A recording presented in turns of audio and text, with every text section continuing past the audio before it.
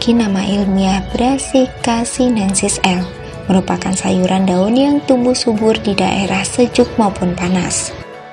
Sawi bisa tumbuh di daerah dengan ketinggian sampai 1200 mdpl untuk mendapatkan hasil terbaik dengan membudidayakannya di daerah tinggi. Berbeda dengan budidaya sayuran lain, tanaman sawi cenderung lebih tahan terhadap air hujan. Supaya sawi bisa tumbuh subur, penanaman drainase kebun dilakukan dengan baik agar area tanam tidak tergenang dengan air.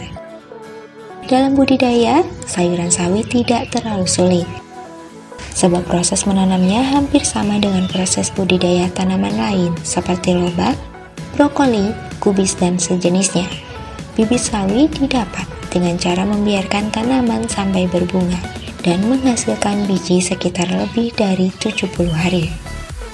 Setelah itu, baru sayuran bisa dipanen dan dipisahkan bijinya untuk dijemur sampai kering.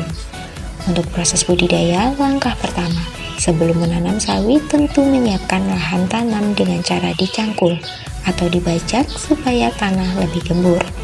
Setelah itu, buat bedengan berukuran lebar 1 meter dan tinggi 20-25 cm. Sedangkan panjang bedengan disesuaikan dengan lahan yang ada. Tanaman sawi perlu diperhatikan penyiramannya, terlebih saat musim kemarau. Ketika matahari bersinar terik, penyiraman dilakukan saat pagi dan sore.